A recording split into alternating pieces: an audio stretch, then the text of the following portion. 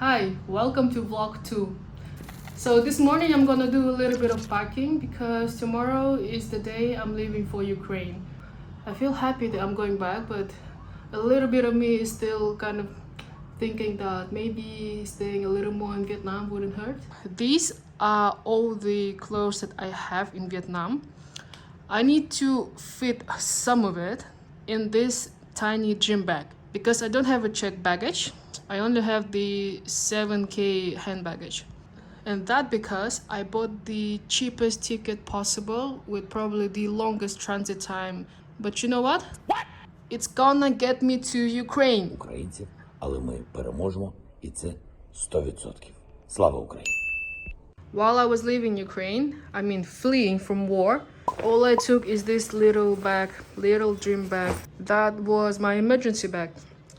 Everyone who was in Ukraine at the time, like January, February, we were told to pack an emergency bag just in case, just in case there's war. Who knew that there's a whole lot of people in this world? The itinerary for tomorrow is gonna be flying from Hanoi to Singapore, 3 hours waiting time till the next flight, and then from Singapore to Berlin. And then we only have 1 hour to leave the arrival area, go to the departure. I'm not even sure if we're gonna make it, but fingers crossed. So we need to do all that. We don't have any checked baggage, so it should be quick, but you never know when the flight from Singapore to Berlin is gonna land, and we only have 1 hour to go from this plane to another. From Berlin, we will travel to Moldova, Chisinau, the same way I left Ukraine. I left on foot from Odessa to Chisinau, and now I'm coming back to Chisinau to go back to Odessa. If you watch my first vlog, I showed you around the clock how this view looks. If you haven't watched the first vlog, go check it out. It will heal your soul. I promise you.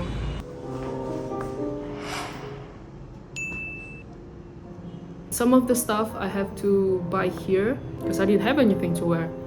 And I kind of created a new style for myself after losing some weight as well. I was much heavier 8 months ago. And yeah, I guess that's why I started vlogging, because I felt more confident. Not that you have to lose weight to feel confident. It's just that mentally, I was not ready to start a vlog earlier. I wasn't doing anything exciting. I didn't know that I have much experience to talk about. But now I've gone through so much emotions and so many ways I have to deal with it by myself. I figured that what worse can happen? Like, what else can happen to me to finally start living my dream? I always wanted to start vlogging because I am good at editing. I'm good at creating content. That's literally my job. So why won't I do it for myself? I am doing it. I'm finally starting in my late 20s.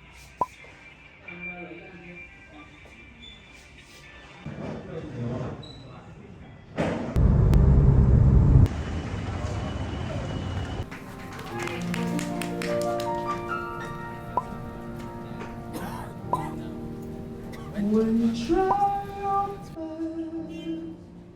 and you don't succeed, when you get what you want but not what you need, when you lose someone you go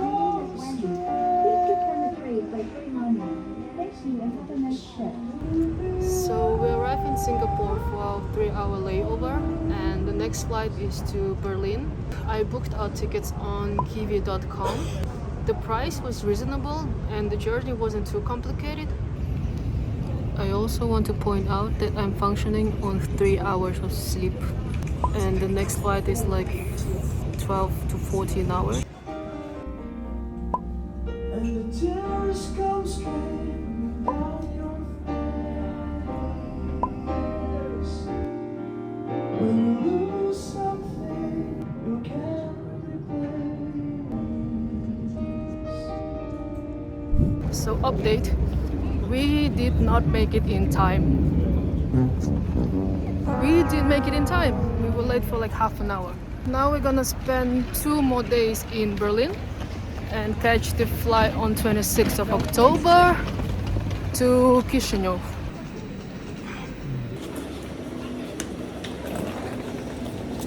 Cái này mình đi một tiếng hả con? Wow. When you love someone, but it goes to waste. A friend of ours booked us the hotel close to her home. For the next 48 hours, we're gonna be staying here. There's lots of thoughts going through my mind right now. And one of those is that I wish I didn't pay for my first ever trip to Berlin because I kept coming back here so many times, 3 times already.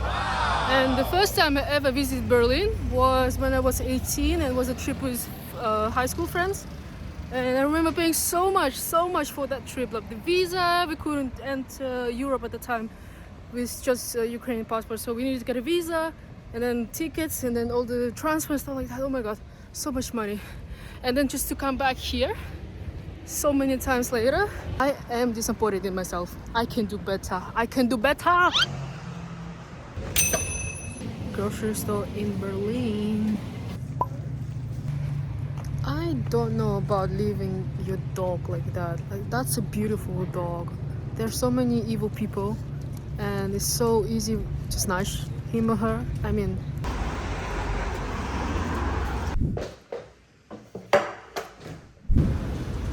new day, new city.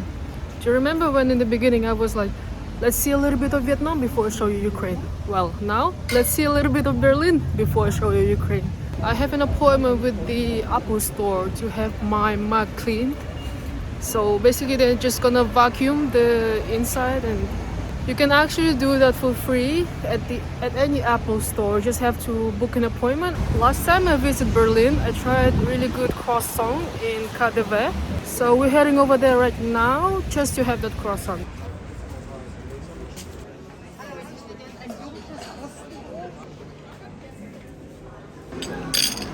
It is an almond croissant, but the official name is vanilla because there's custard filling inside. So a friend of mine will be traveling from Dresden to see me here in Berlin very soon.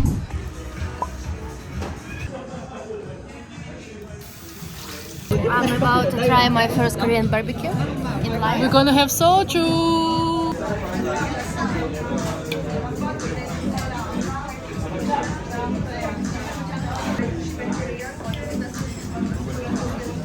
За перемогу України!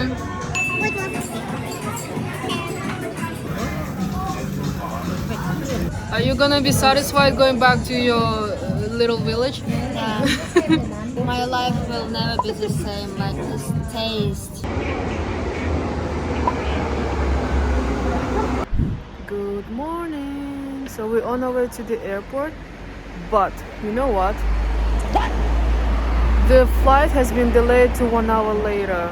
Like, why couldn't this happen when 2 days ago we were trying to make our flight? I mean, why? Dear passengers, wearing an FFP2 mask. We've just passed security and I brought some Vietnamese coffee with me. And the smell is strong, so the guy was like smelling it, and then the police and everyone was smelling the Vietnamese coffee, and in the end there was no issue, but you know, like it took a lot of time.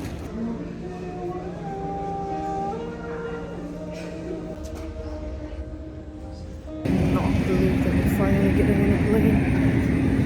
2 more hours, 2 more. Everyone.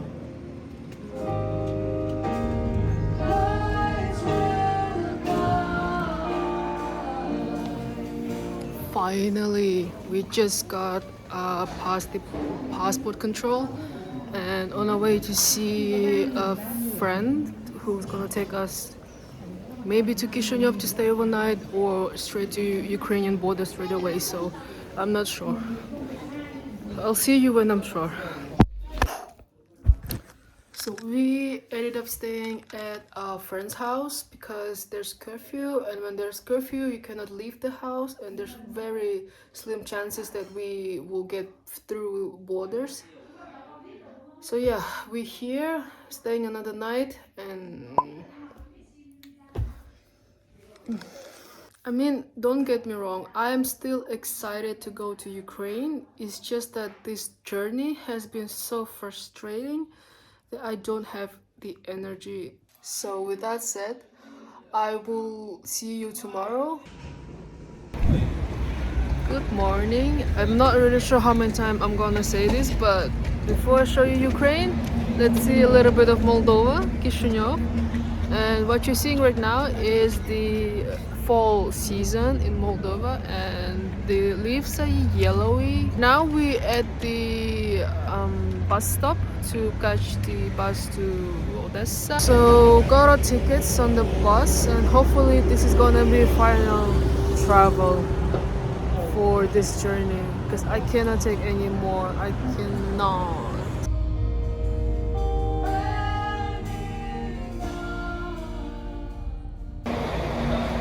So I'm standing at the borders and waiting for a passport check and baggage check. Over there is Ukraine.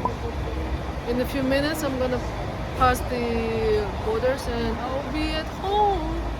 Fun fact, when I was fleeing Ukraine in February, I walked this road basically on foot to cross the borders to Moldova with the same sweatshirt, same sneakers, and the same gym bag that I'm bringing back to Ukraine.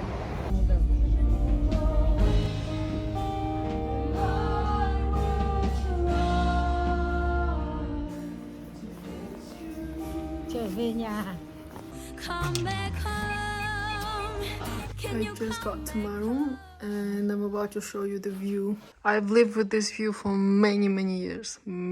I only live in Vietnam in that apartment for like 2 years, but this one is home. This is where I was sitting in the first day of the war, just watching the sky, even though it was dangerous.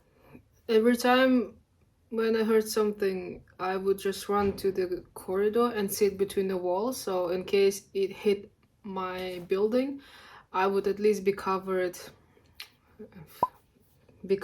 anyway. So if you ever under attack, don't sit next to the window like I do right now. Don't do that, because it might just hit you straight in the face. A suitcase that I was gonna bring back to Vietnam if I was traveling my original route, which is in the middle of the March, was my flight. And then there's my emergency at the back, which I actually brought with me when I left the place. I don't like how I look, so I'm not gonna end the episode here. Just give me a minute, I'm gonna take a shower. Well, I wanted to finish this vlog on a happier note, which is that I'm here in Ukraine, and I cannot believe that me and my family went through all the things that we went through just to get here. I was pretty present in February and March, and all the journey that I had to go through, I was putting that on Instagram, but I didn't feel like vlogging at the time because my mind wasn't there. My mind was somewhere else. My mind was like, why did I leave? Did I make the right decision? And all of that. And survivor's guilt was horrible for the next month to come. And I'm not sure it will be different this time when I leave, but at least I know that everything that I have here in Ukraine is still here. It's still the way I left it. All the stuff that I own, all the things that's valuable to me, still in the same place. Obviously, I mean the people as well. And I mean my high school friends, my best friend who never left Ukraine. So to wrap it up, I would like to ask you guys, just keep talking about the war in Ukraine. It is still not over. It is still fully on. Full-scale war is still on this beautiful country. Every day there's air sirens, drones, bomb drones that keep dropping in peaceful places like civilians' houses, schools, hospitals. And they are not some military bases. Nothing that has been hit is military bases. No weapons, no like Ukrainian armed forces. Like, it's all civilian places where children goes to school, where parents work, where hospital heal people. Please spread the message, and that's the least all of us can do. Just keep talking. Please don't stop. I want peace in my home. I want children to be reconnected with their parents, and I wish that we all come out of this okay. Because I know from a personal experience that I'm gonna have this feeling of unsafety for the rest of my life, and that would worry me. But I will get through that day by day, and I wish that for every Ukrainian or everyone who has been affected by this war. I wanted to say thank you for making this far. Thank you for supporting me. This is my second vlog, and more to come for sure. And if you have any questions or comment, leave it down below or DM me on my Insta. Please look forward for the next vlog, where I will talk about my experience and my friends' experience and the people who has been painfully affected by this war. It's gonna be very insightful, and hopefully you guys have more understanding of how Ukrainians has been living this whole time. Thank you, and I'll see you on the next one.